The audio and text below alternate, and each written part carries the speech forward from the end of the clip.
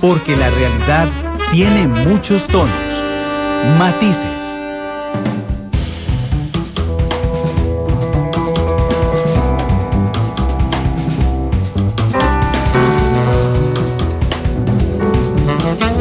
Dos con 26, regresamos a Matices. Don Fernando Llorca, el ministro de Salud, nos acompaña esta tarde. Don Fernando, bienvenido a Matices por primera vez.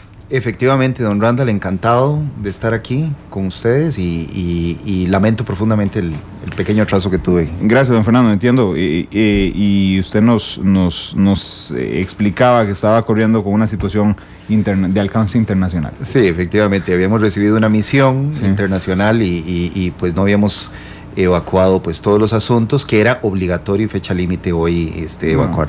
No, genial, no se preocupe, más bien muchas gracias. Era menos complicado que la tarea que tiene el canciller en Nueva York. Don Fernando, lo invité hoy para hablar de un montón de temas de salud que realmente ha sido noticia este año por muchas cosas. Ha sido noticia por el Zika, por el dengue y por el chikungunya, ha sido noticia también en la relación con los médicos y con la Caja Costarricense de Seguro Social, ha sido noticia en los últimos años con la ley antitabaco. Bueno, hay un montón de información que surge del Ministerio de Salud, pero quisiera abordar primero, en términos generales, cuál es para usted como ministro los 2 o 3 puntos en los que está el foco de atención del Ministerio de Salud este año.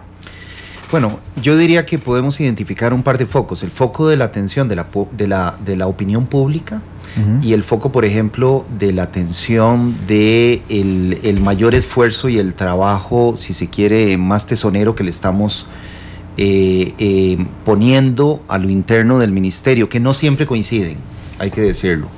Nosotros llegamos al ministerio con un espíritu de reforzar esas garantías de sostenibilidad del sistema de salud a largo plazo. Ese fue y ha sido y todavía lo es el tema más importante de la llegada o de la participación de nosotros en el ministerio. Quiero recordar que yo empiezo como viceministro y ante la renuncia por razones personales de la doctora López es que se decide que sea yo el que continúe con la labor a la cabeza del ministerio. Nosotros hemos puesto especial atención al tema de la simplificación de trámites, por ejemplo. El ministerio es un ministerio que tiene un amplio impacto en la economía nacional. Parece mentira, no siempre se tiene claro. El ministerio otorga los permisos de funcionamiento, efectúa los registros de productos de consumo, hablamos de alimentos, medicamentos, es una gran cantidad de productos y hemos querido reducir significativamente los tiempos de registro. Era la gran queja, por cierto. Era una de las grandes quejas y como bien lo señalaba usted al principio ha sido una de las grandes noticias. Sí tuvo un impacto mediático. Nosotros mejoramos primero la apertura del servicio del sistema Registra, lo que es un sistema que ha sido diseñado para ser accesado directamente por los usuarios y se pasó de una atención de 5 días a la semana a 24/7.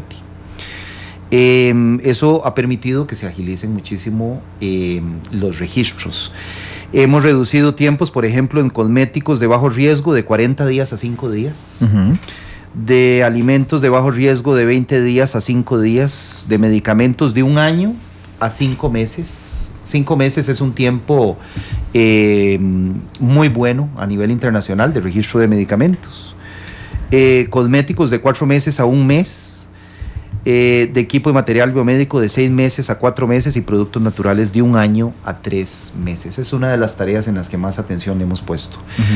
En el tema del otorgamiento de permisos de funcionamiento, o por ejemplo la renovación, estamos implementando una nueva política, si se quiere, de una renovación automática cuando no haya existido denuncias de por medio o se tenga un expediente limpio de inspecciones o con inspecciones favorables. Eso ha permitido que se agilice mucho la renovación del permiso de funcionamiento, que también ha recibido un apoyo muy importante en materia del apoyo a las micropymes.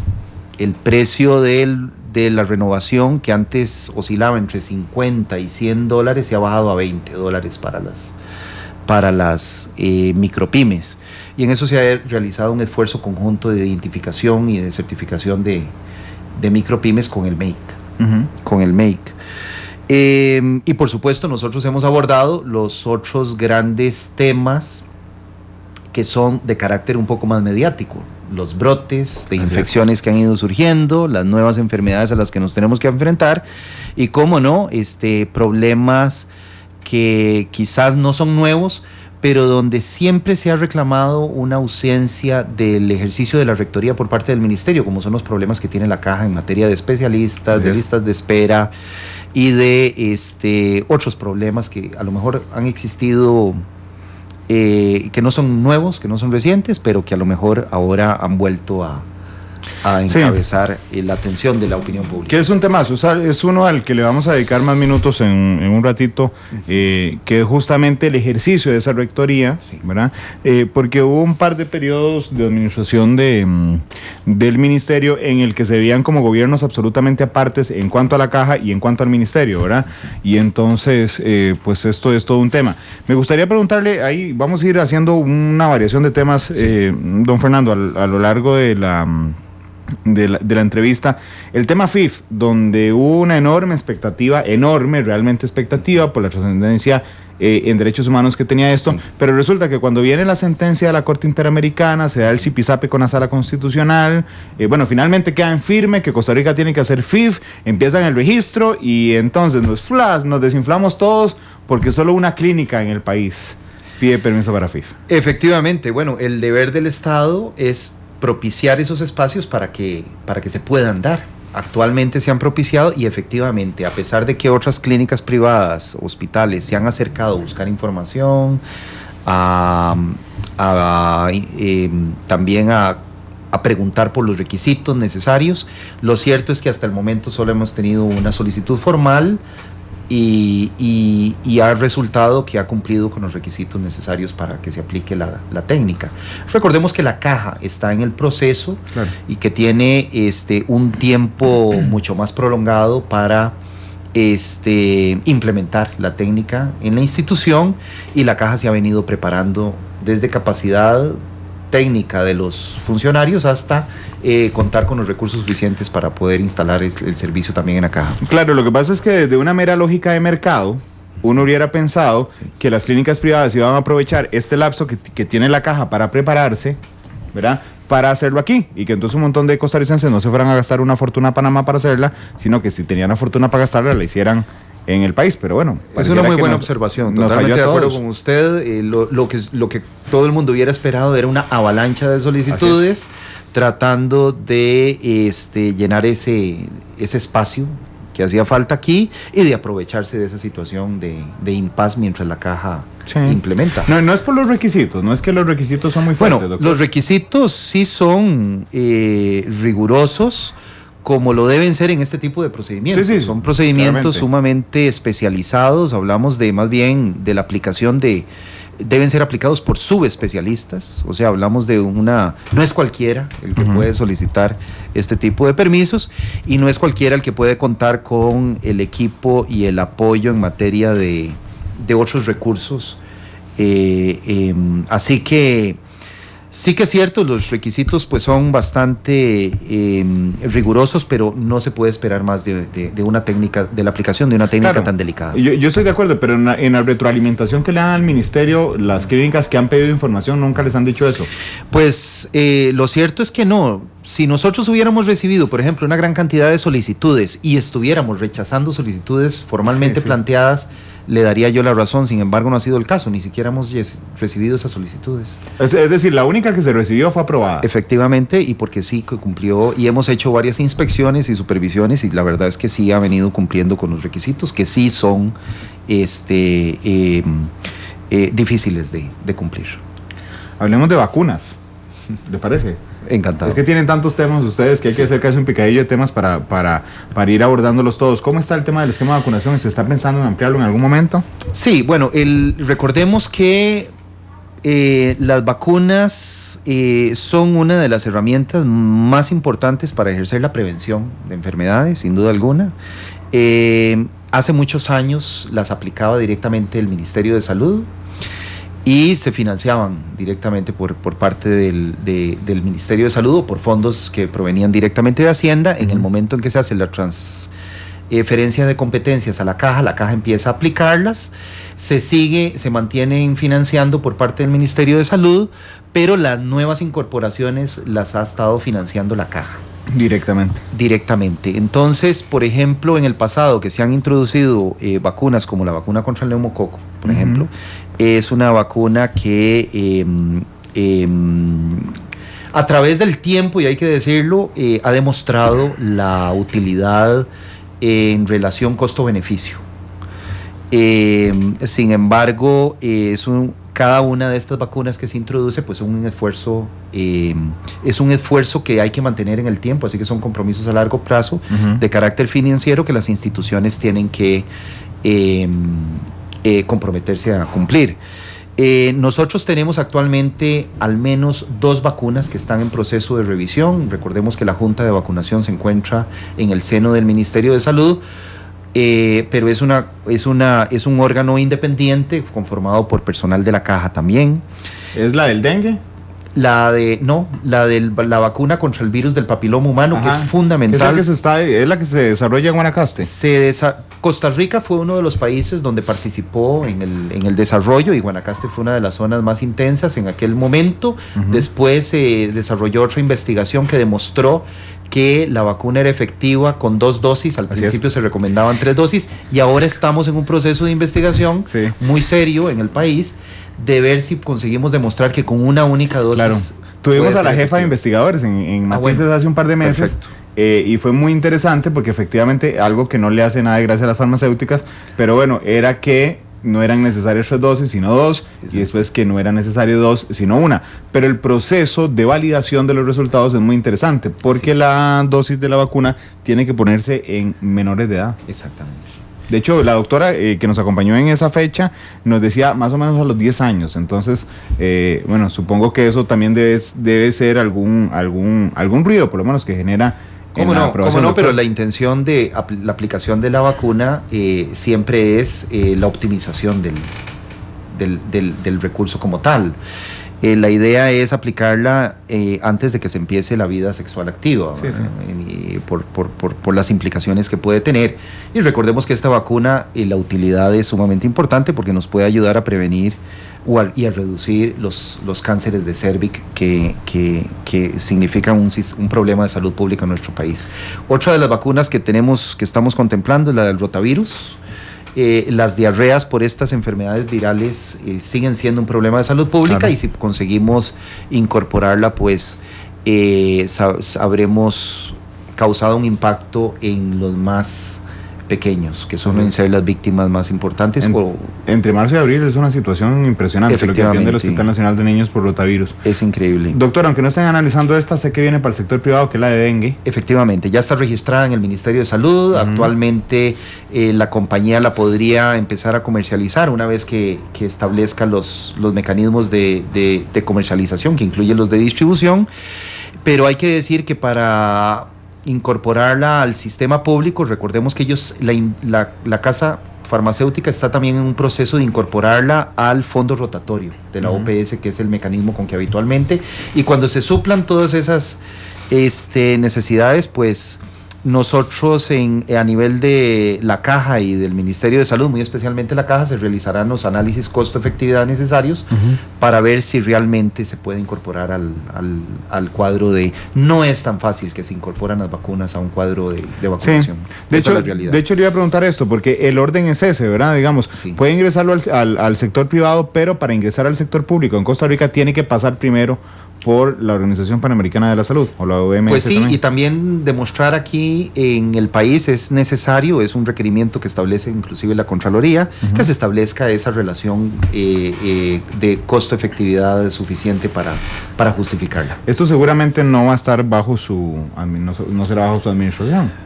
Bueno, pues a lo mejor sí, pero los tiempos habituales de la administración pública pues nos indican que sí, que va a ser difícil. Esto podría durar un año más. Podría durar un año, sí, efectivamente. Esa es la realidad de los tiempos, los plazos en nuestro funcionamiento de administración pública. Seguramente cuando los ministros en la década de los 90 empezaban a aparecer los casos de dengue y nos llenaban de anuncios diciendo que había 4 tipos de dengue, el 1, el 2, el 3 y el 4.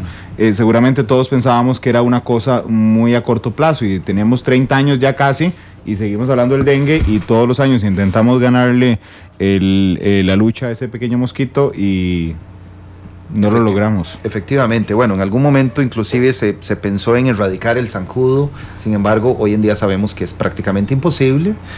El vector se encuentra muy cómodo en nuestro y ha ido inclusive ganando terreno, no solamente se desempeña ya no solo en las costas, sino que ha ido ganando altura.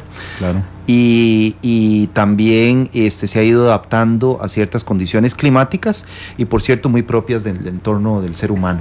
Claro. El zancudo siempre está más cerca del ser humano de lo que nosotros nos imaginamos. Claro, no, ya llegó, bueno, había llegado a La Juelita, que son 1000 metros, el Exacto. nivel mínimo, y ahí es un cambio completo. Después llegó a Curridabat. Así es que bueno, es un cambio absolutamente en este super mosquito, porque además es un super mosquito porque no solo transmite el dengue, sino para desgracia de nuestra, es dengue, chikungunya y zika.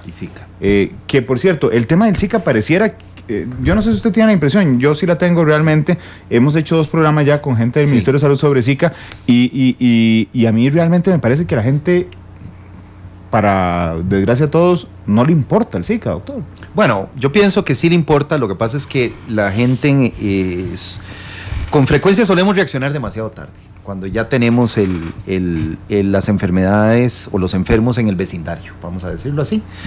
Ya tenemos alguna evidencia de eso. Hemos conseguido controlar 2 brotes con las acciones intensificadas que está impulsando el Ministerio de Salud en coordinación con otras instituciones. Pero el brote de Nicoya se llegó a controlar. Pasaron más de 2 semanas sin que apareciera un nuevo caso.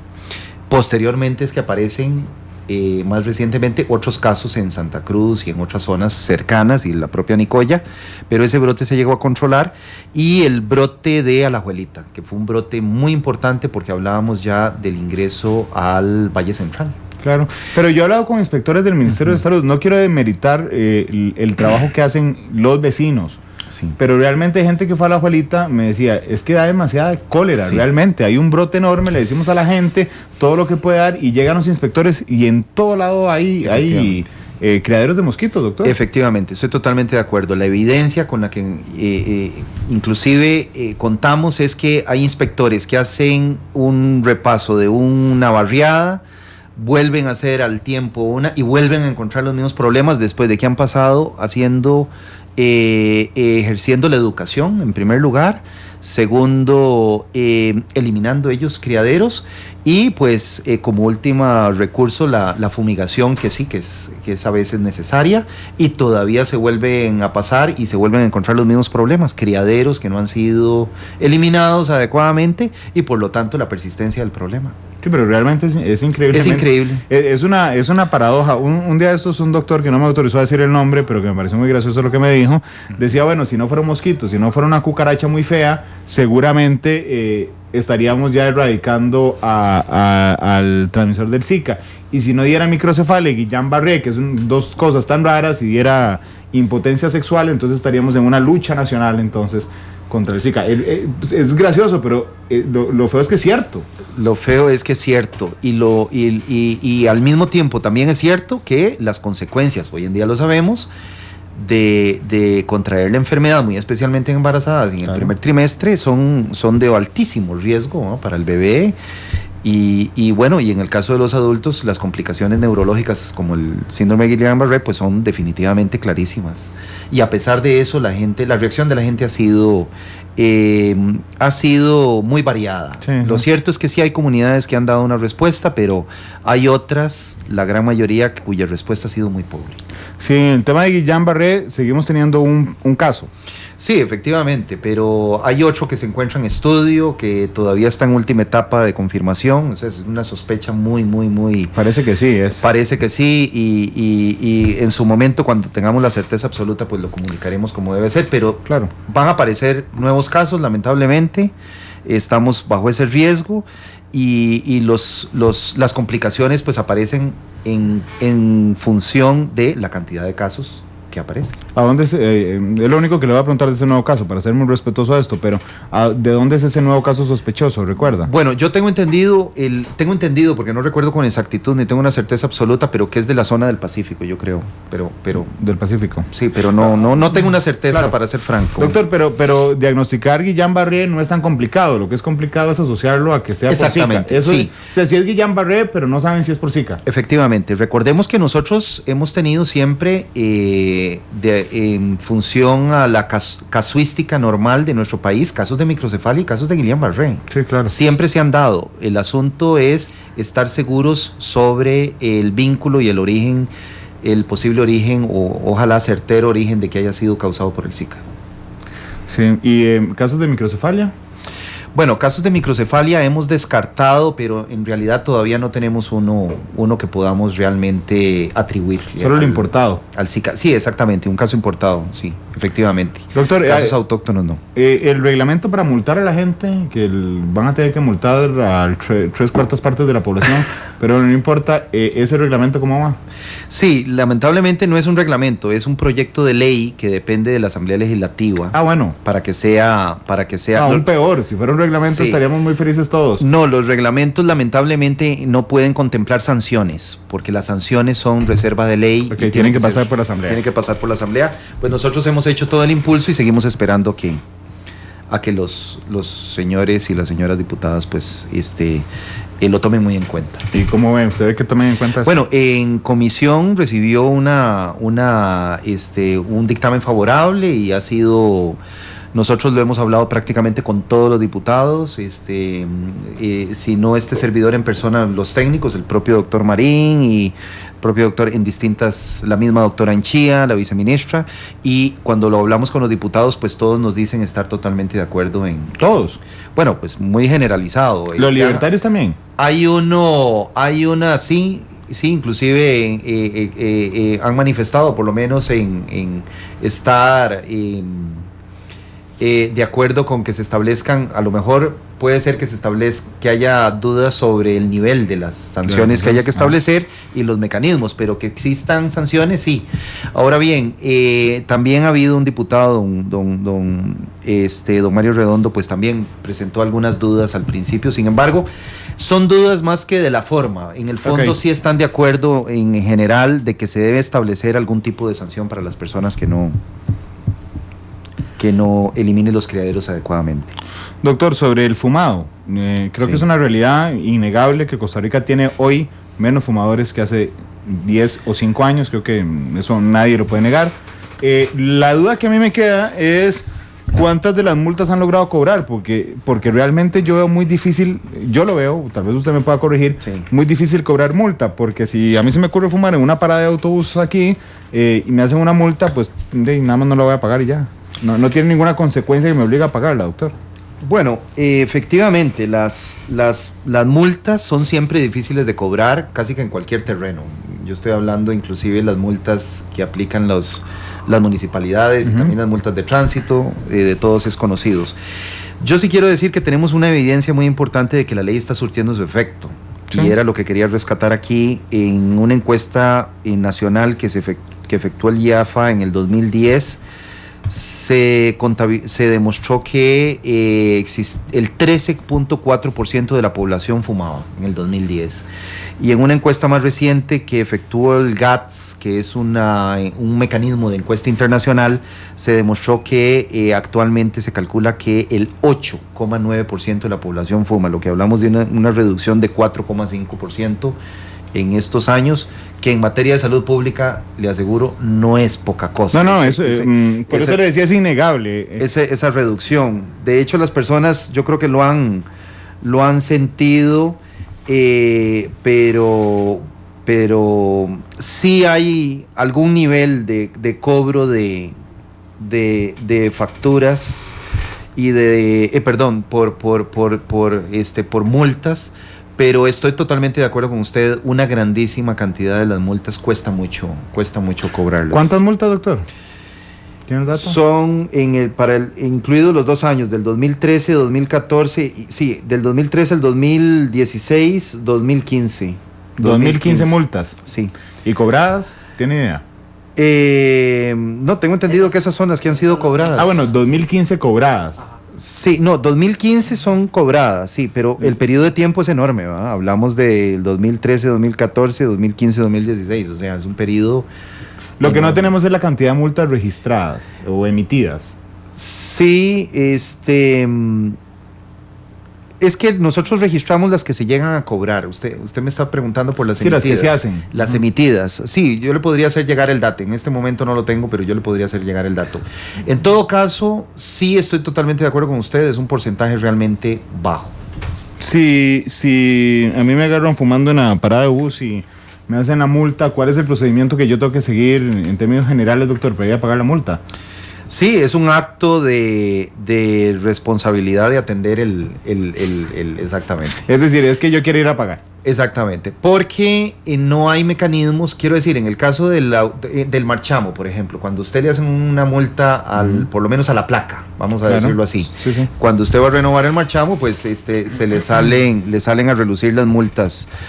Sin embargo, lamentablemente así quedó establecido en la ley, ¿verdad? El mecanismo de... Pero no podría buscarse una formulación, bueno, tendría que ser vía legal también, pero un cambio mínimo, por ejemplo, de que cuando uno vaya a renovar la cédula, por ejemplo, que hay que renovarla, entonces como la multa se hace al número de cédula, entonces que existe un registro, a nadie se le puede negar la cédula, pero por lo menos que se emita un cobro o algo. Ese tipo de mecanismos que me parecen sumamente creativos y que hay que tomar muy en cuenta, don Randall, son reserva de ley, habría que establecerlos por reserva de ley. O sea, el mecanismo de cobro contra la cédula, la renovación de la cédula, tendría que ser emitido por ley, pero sí, es una posibilidad. Imagínese que le digan, bueno, si usted debe multas a salud no puede inscribir carros o la casa, o no puede sacar préstamo en un banco. Ese tipo de mecanismos ya los estamos aplicando, por ejemplo, para la renovación de permisos de habilitación y de permisos de funcionamiento. Sí. Pero en personas jurídicas. Exactamente, porque existe el trámite que sí está establecido del permiso de habilitación y el permiso de funcionamiento, de la renovación. En el caso de las personas individuales, pues sí, es difícil establecer los mecanismos que sean motivo suficiente. Lo cierto es que ustedes yo encuentro difícil, ¿verdad?, negarle la cédula a alguien que no haya pagado. Claro, pero eso es que, bueno, la cédula no se podría. Desde el punto de vista jurídico. No, pero pensemos en otras cosas. Por ejemplo, el carnet del seguro. Bueno. De verdad, que es un tema ya para quedarnos un poquito más cerca del campo de la salud. Claro. Pero tampoco, ahí estamos hablando de lacerar, la posibilidad de lacerar derechos fundamentales, ¿verdad? Que es el de acceso a la salud, ¿verdad? Es realmente complicado, Bueno, puede ser la orden patronal, podríamos pensar en algo. Sí, bueno, la orden patronal tenemos la franca intención de desaparecerla como papel, ¿verdad? Claro, que llegue digital. Que quede digital, pero habría que analizar, hay que echar mano a la creatividad definitivamente para ver de qué forma, estoy hablando de creatividad jurídica, porque es un tema muy, muy, muy... Con frecuencia se nos ocurren un montón de ideas a todos y cuando uno empieza a indagar un poquito más, se topa uno con la realidad de la administración de la justicia, que no siempre es fácil en nuestro país. Es como el carnet. Yo desde que tengo memoria, los carnets son iguales. Es decir, yo me acuerdo del carnet de mi abuelita y era exactamente igual al mío, ¿no? Y realmente yo soy un desordenado. A mí me cuesta mucho mantener ordenada mi billetera, lo admito. Entonces el carnet anda ahí flotando. Y parece increíble que en 2016 tengamos que depender de un carnet de papel, además porque es de papel que se arruga muy fácil, y de una orden patronal que la mayoría doblamos y le echamos ahí en la billetera a la suerte de Dios. Pero bueno, es un tema pendiente. La intención franca, por lo menos en esta administración, es de eliminar, si es posible, la orden patronal como tal, porque definitivamente. Y ahora se está impulsando la posibilidad de eliminar, por ejemplo, aspectos como tramitología, como el requisito de la fotocopia de la cédula, ¿no? Sí, bueno, que el presidente dijo que no iban a volver a pedirla. Exactamente, porque quiero decir, la lógica y la tendencia de la simplificación de trámites es esa, claro. Precisamente. Doctor, quiero dedicar el último bloque al tema de la caja y médicos, pero me quedan dos preguntas de los temas en los que voy brincando. Sí. Uno es las denuncias por contaminación ambiental que se hacen ante el Ministerio de Salud. ¿Cómo les ha ido con eso? Sí, bueno, nosotros, lo cierto es que el Ministerio también tiene vamos a ver, nosotros hemos impregnado un enfoque de aplicación de las órdenes sanitarias del Ministerio de Salud un poco distinto. Quiero decir, queremos dejar simplemente de echar candados, que es un enfoque muy policial, y pasar a un enfoque de acompañamiento. Claro.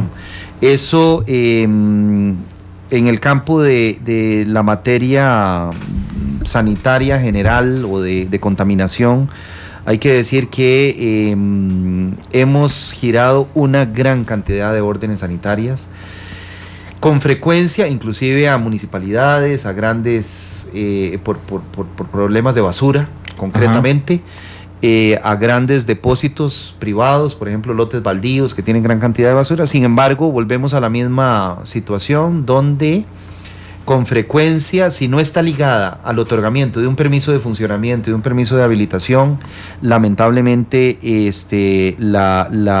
hacer cumplir esas órdenes sanitarias es difícil. Es que le iba a decir, me llama la atención la dinámica esta de decir, bueno, no seamos tan policiales y vamos a poner candados, demos un acompañamiento, pero le pasa lo mismo que en el tema antifumado, va a tener que poner candados en algún momento para que la gente lo cumpla. Le doy un ejemplo. De hecho lo hemos hecho, pero le cuento. Sí. Con respecto al tema de los candados, hay muchos aspectos por los que uno podría echarle un candado, por ejemplo, a una escuela. Sí, sí. No cumplimiento de la ley 7600, que no tenga las rampas, los accesos para personas con distinta capacidad. Si el ministerio cierra una escuela por esa razón, pues los afectados son las criaturas en primer lugar, los niños. Por supuesto, pero no le hablo, digamos, ahí podría hacerse una excepción en lugares que tengan un servicio público eminente o que tenga que ver con derechos básicos. Es que hay un montón de privados que no le hacen caso. Yo soy de Cartago, del centro de Cartago, doctor. Un día de esos estaba en Aguacaliente. Sí. Yo recuerdo que usted le había dado una orden sanitaria a Holcim, por ejemplo, que es una de las cementerias más grandes. Sí. Usted habla con cualquier persona de Aguacaliente, y exactamente aquel polvo enorme que salía y bañaba de ceniza, que parecía que estaba haciendo erupción un volcán en Aguacaliente, sigue pasando hoy. Sí. Y entonces la enorme pregunta que queda en el ambiente es, bueno, genial, el Ministerio de Salud cumplió, dio una orden sanitaria. Sí. ¿Qué pasó después? Sí, bueno, recordemos que existe vamos a ver, lo que se dio en esa oportunidad, las chimeneas estas siempre emiten humo y siempre hay algo de material que se dispersa. Lo importante es filtrar los materiales peligrosos, y el problema que se dio en esa oportunidad fue un filtro. El filtro hubo que cambiarlo, y hasta donde yo tengo entendido, el cambio del filtro ha sido efectivo. Quiero decir, puede ser que las chimeneas sigan echando algún nivel de material, pero jamás se podría comparar, y eso sí, tiene que quedar claro, jamás se podría, en materia de las toxicidades, de los tóxicos que se emiten, que pasen el filtro si se encuentra en buen estado. Pero bueno, podría revisarlo, para no dejarlo pendiente abierto. Si existe una denuncia, nosotros atendemos contra denuncias, sin duda. No actúan de oficio, eso es importante. Bueno, tenemos un plan de inspecciones que estamos incorporando, porque históricamente no se ha atendido. Sin embargo, en materia, por ejemplo, de lucha contra el contrabando y en una serie de materias, estamos ya actuando más de oficio en función y hemos hecho incautación de gran cantidad de materiales de contrabando y una serie de cosas. Y también lo estamos haciendo en el manejo de los residuos, por ejemplo, en vertederos y ese tipo de que también los tenemos prácticamente todos identificados con órdenes sanitarias, y algunos los hemos emitido ya con orden de cierre, porque ahí sí se les identifica un dueño privado al que no siempre es tan fácil cerrar un botadero de basura. En el caso de Río Azul llevamos muchísimos años y todavía nos quedan 15 años. Ayer precisamente me estaban informando que faltan todavía 15 años para terminar el cierre técnico. Imagínese. Entonces, los cierres técnicos también son complejos de aplicar. De hecho, en este caso, doctor, es que no quiero dejar pendientes realmente una enorme cantidad de denuncias que hemos recibido de gente, de vecinos. Me las llevo apuntadas, sin duda. Sí. Por favor, para darles una respuesta de que tal vez efectivamente Holcim sí cambió el filtro y ustedes confirman que se cambió y listo. O tal vez no, pero para darle seguimiento.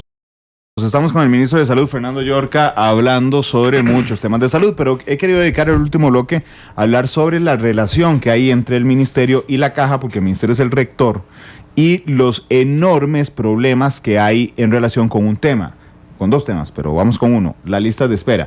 Doctor, un día de estos vino aquí el fiscal del Colegio de Médicos, don Orlando Ross, un doctor que por cierto a quien respeto enormemente, sí, y lo cubrí muchos años como subdirector del Hospital de Niños, pero don Orlando me dijo algo que me asustó. Realmente, cuando estamos hablando de la negociación esta sobre las soluciones a las listas de espera, se me ocurrió y le dije, doctor, ¿y los pacientes? Y me dijo, ¿cuáles pacientes? Y yo dije, ¿cómo? ¿Cuáles pacientes? Los que están haciendo fila. ¿Y dónde están esos pacientes? Bueno, haciendo fila. Lo que él quería decir es que es muy difícil identificar a pacientes para que se representen, pero yo tengo la impresión de que efectivamente se ha quedado absolutamente abandonados los pacientes en este proceso de análisis de qué se hacen con las listas de espera, doctor. Sí, efectivamente es un problema enorme en nuestro país y es un problema universal. Yo que he tenido la suerte de trabajar en otros sistemas de salud, sin embargo, por supuesto, las dimensiones con las que actualmente lo tenemos en Costa Rica pues son muy importantes. Al punto que no se existen dudas, existen cuestionamientos sobre el número exacto realmente de la cantidad de personas que pueden estar en lista de espera. Cuestionamientos serios. Cuestionamientos por parte, sí, de algunos grupos sindicales, inclusive del propio Colegio de Médicos. Nosotros, por supuesto, reconocemos la cifra de aproximadamente unos 130,000 pacientes que la Caja está manejando. Que pueden ser unos poquitos menos o unos poquitos más. Es una cifra en sí misma y con esta cifra se evidencia una situación sumamente alarmante, alarmante. Yo quiero decir aquí que para nosotros en el Ministerio de Salud es un problema de salud pública. El solo hecho de que existan estas listas de espera. Es el 10% de la población. Efectivamente, más, casi... Vamos a ver, es como un 5% más bien de la población esperando una cita. Sí, bueno. Una población de 5 millones. Sí, bueno, yo creo que, bueno, entre el 2.5 y el 5% podría ser que estén involucrados independientemente. Quiero decir, 130,000 personas es una población descomunal. Y nos evidencia que las limitaciones que está teniendo la institución más importante para atenderlos son enormes. Doctor, ¿esto que dicen los sindicatos de que son 600,000 y no 130,000? Sí, vamos a ver, por eso se manejan unas cifras de distinta naturaleza. Parte de la discusión es la siguiente: cuando usted recopila los datos de hospital por hospital, por ejemplo, le da una cifra que puede aproximarse a esas 500, 600,000 de los que se está hablando. Pero existe una realidad en nuestro país. Las personas que están esperando un reemplazo de cadera están apuntados en la lista de espera del Calderón Guardia, en el del Hospital México y en el del Hospital México San Juan de Dios Calderón Guardia. Sí. Entonces, hablamos de que hay una duplicidad de registros. Sí hay, ya lo lograron revisar así. Sí, siempre sí ha existido. Más bien lo que yo quiero, me parece más aproximada la cifra que da la Caja y nosotros confiamos en ella, en el sentido de que ellos han efectuado esta depuración de esos casos duplicados que se encuentran realmente. Eso pero que acaba de decir le podría generar algún roce con los sindicatos, ¿verdad? No, nosotros somos conscientes de la polarización en que se encuentra realmente la opinión. Sin embargo, yo tengo que decir que el deber mío como ministro de Salud es confiar en la cifra oficial que me da la Caja. Esa es una realidad. Y soy consciente de que una de las explicaciones que explica ese descenso es precisamente esta depuración, que no es una depuración de sacar casos porque a lo mejor no la meritan, es una depuración de simple y sencillamente duplicidad o triplicado, o inclusive a veces hasta 4 veces un registro que se da y lamentablemente es real. Independientemente, hemos llegado a una conclusión que fue precisamente, y lo reconozco aquí, una solicitud expresa del sindicato UNDECA, de que el Ministerio de Salud debería de mediar en esa oficialización de las cifras y establecer los mecanismos necesarios. Internamente en el Ministerio ya lo hemos venido analizando también, y todo indica que una de las necesidades que son clarísimas es la necesidad de que alguien externo venga y oficialice las listas de espera como deben ser. Le cuento que ya existe en la ley de trasplantes, que fue un problema que se dio muy fuerte, hablando de problemas de medios de comunicación.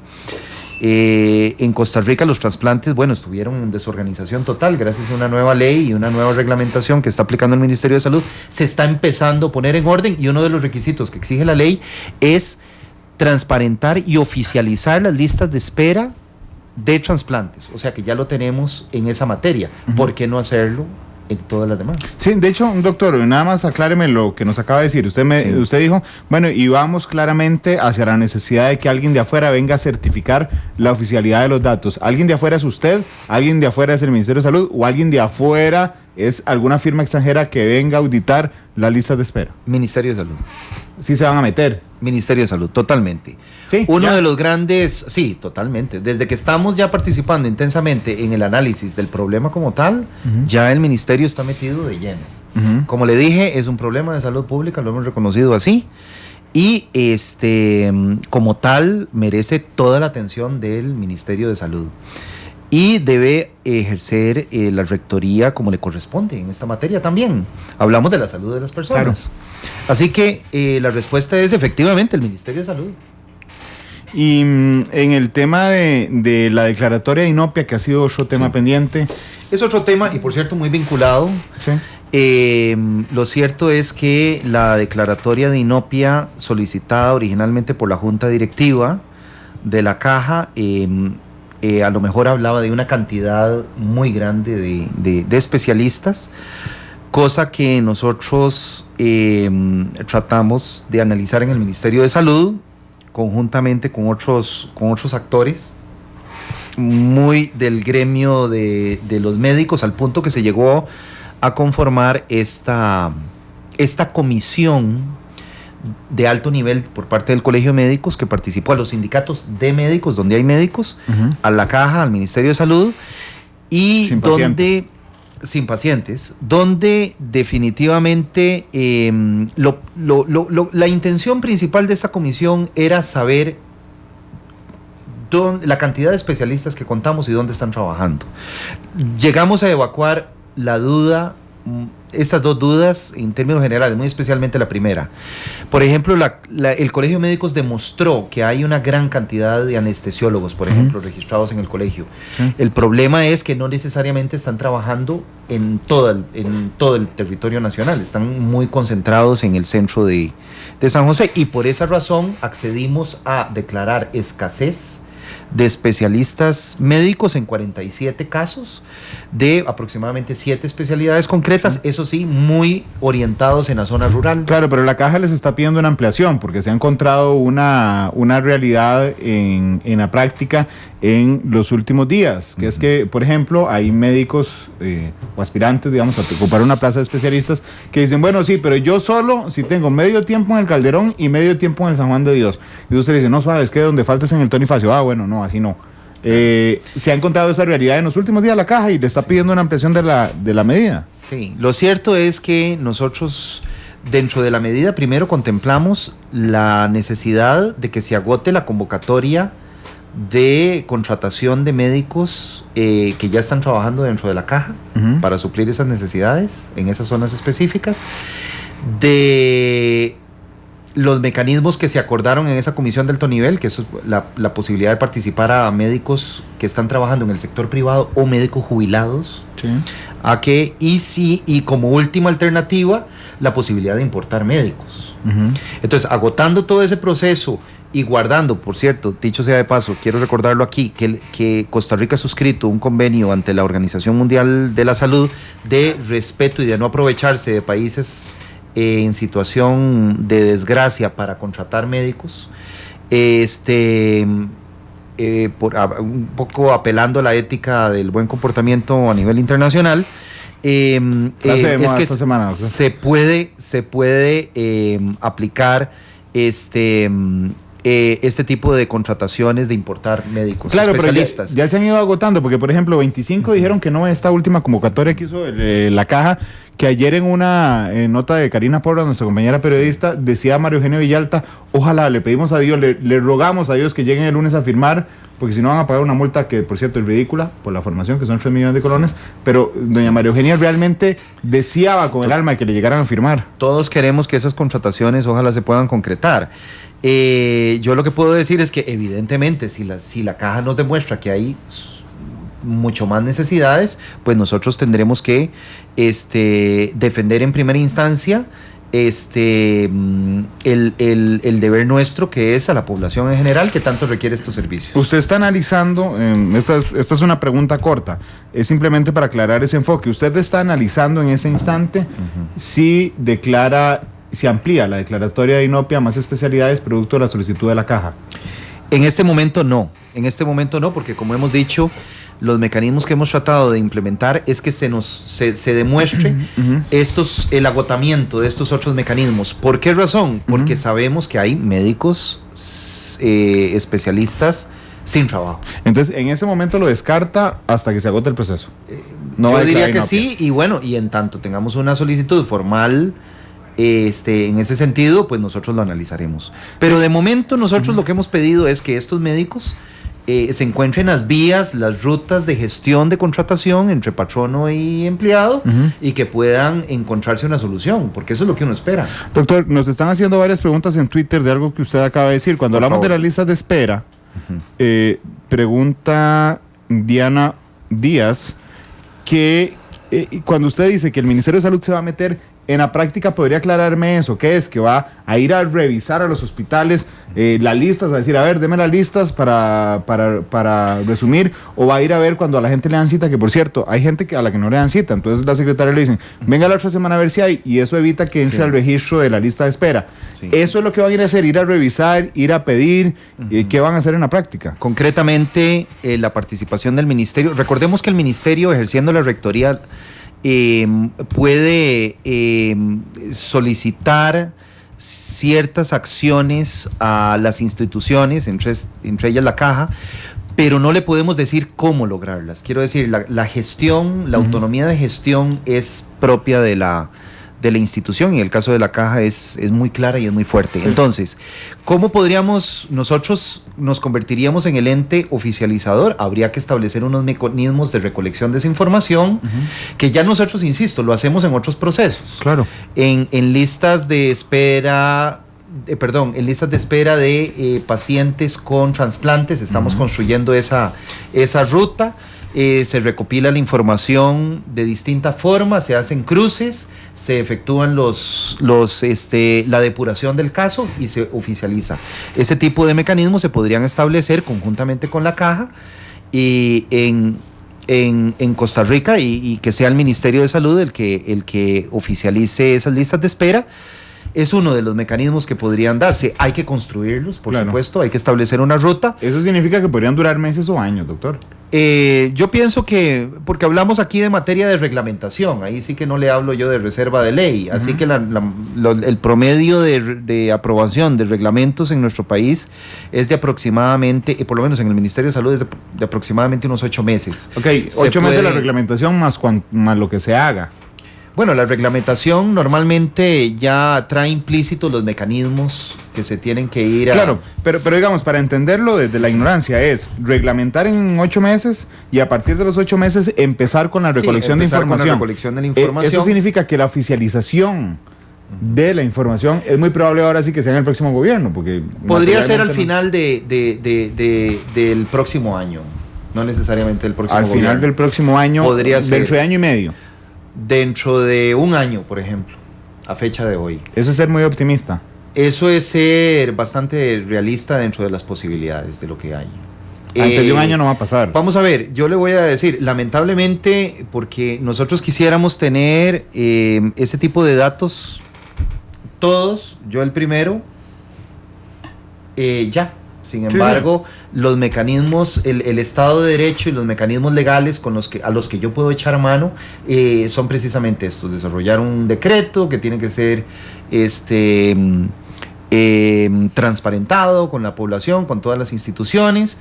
Hay un proceso de cómo se desarrollan los decretos que nunca, bueno, rara vez baja. Cuando los hemos querido sacar más rápido hablamos de 6 meses y después habrá un periodo de aplicación que en reglamentos técnicos por ley, le informo, Randall, se establece un tiempo de aplicación en reglamentos técnicos de 6 meses para todas las instituciones. Lamentablemente así está por ley. Sí. Y es que son los plazos. Claro, y lo que quería entender es cuánto. Entonces sería 1 año y medio, más o menos. 1 año. 8 meses y 6 meses para implementación. Pesimista, año y medio, sí. Doctor, la última pregunta, me quedan 2 minutos para esta pregunta. El tarifario médico. Sí. Bueno, el tarifario médico ya nosotros hemos recibido algunas consultas por parte de, porque existen varios procesos legales. El colegio lo saca, el colegio había tenido alguna tarifa mínima recomendatoria de consulta históricamente. Tenemos el antecedente de que existe un tarifario en el colegio de abogados que se publica por decreto, que lo firma el presidente y el ministro rector del ramo. El gobierno mantiene la tesis de que este tipo de tarifarios deben de publicarse de esa forma, como reglamentos, y el ministro rector del ramo es el que debe suscribirlos por parte del gobierno. Ahí igual hablamos de un proceso de construcción del tarifario, donde hay una participación mutua, no exclusivamente del colegio como del lo quieren ver colegio ellos. como tal, pero quiero recordar aquí que esa es la posición del gobierno. El colegio tiene otra posición y que está actualmente en los tribunales aclarándose. ¿Está en el contencioso o está en la sala? Creo que están los dos, me atrevo a decir que creo que están los dos. Pero entonces eso implicaría que no pueda entrar a regir el 18 de diciembre, como ellos dicen, como el colegio dice. Bueno, hasta donde tengo entendido, hasta que no se, porque yo no conozco en detalle el dictamen de la sala, o quiero decir, no ha habido dictamen. Sí, no ha habido ni voto de la sala pero los dictámenes de la sala pueden ir en dos direcciones. Pueden decir, bueno, se paraliza hasta que se aclaren los nublados del día, o o siguen funcionando hasta que, no siempre, algunas veces le permite funcionar. No, claro, así es que la sala puede esgrimir en las acciones de inconstitucionalidad que suspende exactamente. Quiero decir, puede dictaminar en distintas direcciones. Lo que tenemos es el antecedente del colegio de abogados, que es hay algún nivel de jurisprudencia importante que hay que tomar en cuenta, pero no es definitivo, ¿verdad? Pero siendo el ministro del rector, sí. Por ejemplo, usted actuaría en función de que no entre a regir hasta que se aclaren los nublados del día, hasta que resuelva la sala cuarta el contencioso. El ministro rector, sin duda alguna, lo que quiere y debe es apegarse a la legislación, así que nosotros acataremos lo que nos indiquen el sistema judicial nuestro. Por eso, pero podría ser que el ministro como rector, y yo lo entiendo perfectamente, pero puede ser que el ministro rector, entonces, viendo a ver que el colegio sí, y que no hay ninguna resolución judicial, y que el colegio va a empezar a regir el 18 de diciembre, podría promover desde la rectoría ir a la sala constitucional o a ir al contencioso administrativo a pedir una medida urgentísima cautelar, de decir, señores, por favor, suspendan la entrada en vigencia hasta que esto se aclare. ¿Esa actitud la podría tomar usted como ministro del ramo? La podría tomar este servidor como ministro rector en el ramo, y también la podría tomar otros actores involucrados del gobierno, como yo creo que ya en algún... Ministro de Economía, por ejemplo, es uno de ellos. Exactamente, porque aquí entramos en una dinámica de quién es el ministro rector. Bueno, yo soy el ministro rector en Salud, Nutrición y Deporte. El ministro rector en materia de Economía, Industria y Comercio es el ministro del MEIC. Y precios es un tema que habitualmente ha sido regulado cuando hay regulación de precios, que en nuestro país hay una regulación de precios bastante limitada, es precisamente el MEIC. Así que también en eso hay un poco ahí de controversia. Bueno, pero es más fácil que los dos ministros se pongan de acuerdo. Lo más fácil, no, porque al final, si hubiera la intención de firmar un decreto, con que lo firmen los dos, está resuelto el problema, ¿verdad? Ahora bien, recordemos que el señor presidente es la firma principal de los decretos, ¿verdad? Y aquí también hay un aspecto muy importante, hay que tomar muy en cuenta la opinión del señor presidente. La posición del gobierno es muy clara. Consideramos que tiene que salir por decreto. La forma en que deba salir ese decreto todavía está Sí, sí. por debatirse, y consideramos que no es muy especialmente cuando las tarifas han sido cuestionadas por ser especialmente elevadas, que un propio colegio profesional pues se las establezca de forma unilateral. Sí, bueno, aquí lo importante es que no entre a regir si no tiene el decreto. Y ustedes tienen herramientas jurídicas Dentro para de la hacerlo. opinión del gobierno, Que esa es la que vale. posición, sin duda alguna. Bueno, que vale en esto, no, en términos Sí. jurídicos, en esto. Le voy a leer, para cerrar, un comentario que está en redes sociales. Por favor. Dice Gustavo Araya, el presidente de la Cámara de Hoteles: tarde, pero no puedo dejar de decir que es un lujo de ministro que tenemos en salud. Por Dios, muchas gracias. 3:25, sé que me pasé, don Esteban, pero apenitas, ¿verdad? El doctor escogió a Coldplay. Doctor, muchas gracias por haber estado aquí. Muchas gracias a ustedes por la invitación, Randall, y encantado de verdad de pasar este rato y de conversar sobre estos temas tan importantes. Gracias, doctor. Viva la vida. Coldplay despide Matices. Feliz tarde.